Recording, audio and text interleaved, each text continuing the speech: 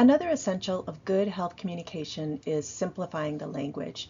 I think this quote sums it up nicely. I heard a speaker say this at a health communication conference. Clear is kind, unclear is unkind.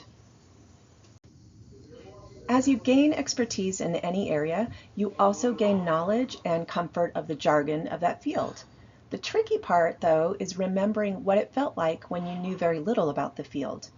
I like to compare it to an auto mechanic, as most of us aren't that familiar with the jargon of that field.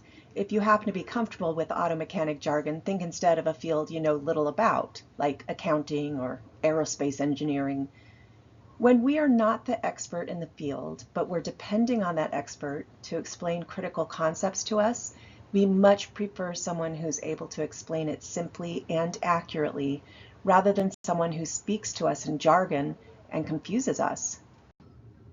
Simplifying our language is part of being a professional in that field, no matter what field.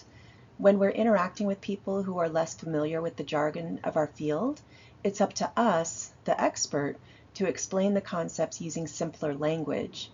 When we rely on jargon, we're not meeting the needs of our audience. Let's think for a second about why professionals even use jargon. Let's settle on the medical profession.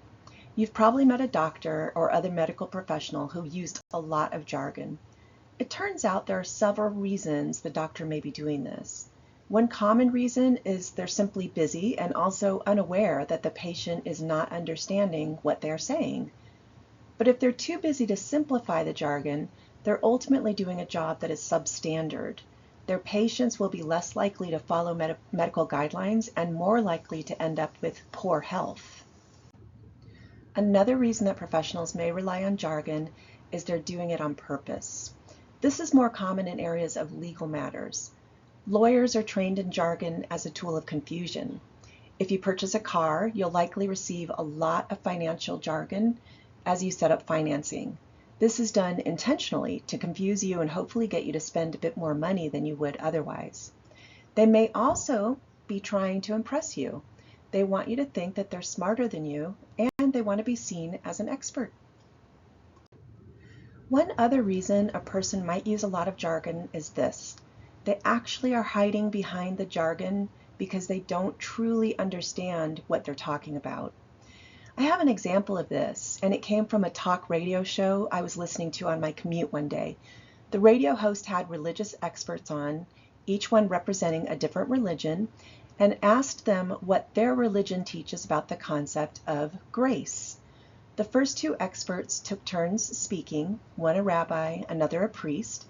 They both did a wonderful job explaining the concept of grace as they understood it through the lens of their religious discipline. The third person, however, didn't make sense. He spoke in the jargon of his field, which in this case was Bible verses. At first I felt a bit dumb. I thought the problem was me, that I was the reason I couldn't understand this person. Then it hit me. This person doesn't actually understand his religious discipline enough. He was hiding behind the jargon.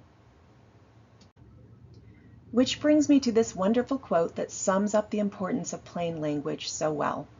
If you can't explain it simply enough, you don't understand it well enough. One of the best ways to gain a deep understanding of any particular topic is to try to teach that topic. You may find that what you thought you understood is now a bit confusing as you try to explain it. But this is your cue that you need to go back to the learning part.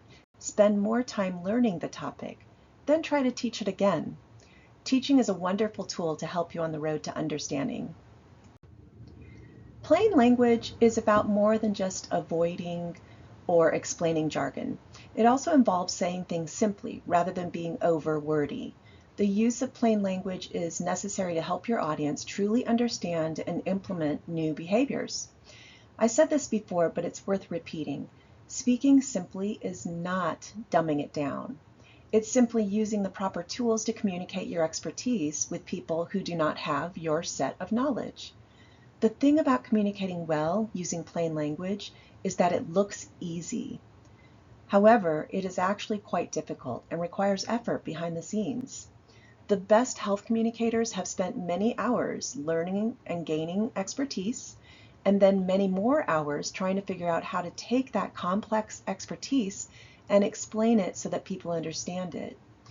I have a picture here of astrophysicist Neil deGrasse Tyson, who's an incredible science communicator and makes it look easy, but it's not easy.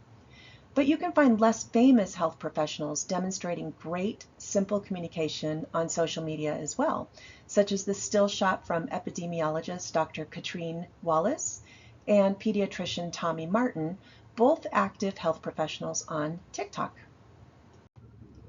It can actually be tricky to recognize the jargon of our field, but we do indeed have jargon.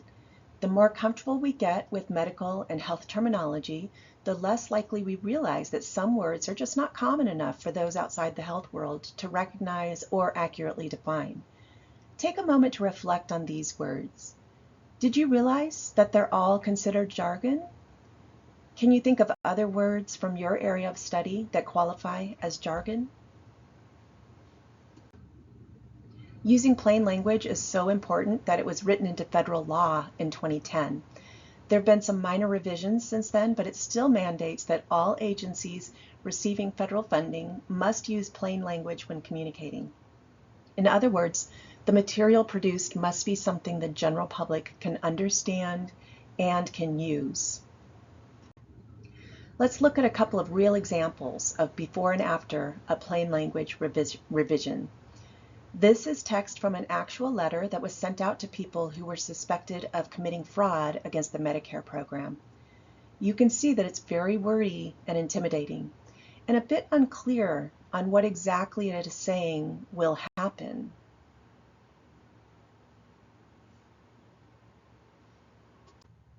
Here is the revision. The information from the previous slide was written using plain language, and all of those words come down to this. We will take 2 steps to look at this matter. We will find out if it was an error or fraud. We will let you know the result. Now, you may not feel better because you're still receiving a letter accusing you of fraud, but you will understand it better, much better. Another before and after example. This was in a weight loss brochure. It probably looks okay to you, but it is using a lot of words. It also does use a bit of jargon. For example, calisthenics is an old-fashioned word and not easily translated by consumers. Also, you're depending on the consumer to figure out what exactly is meant by moderate physical activity or by home care.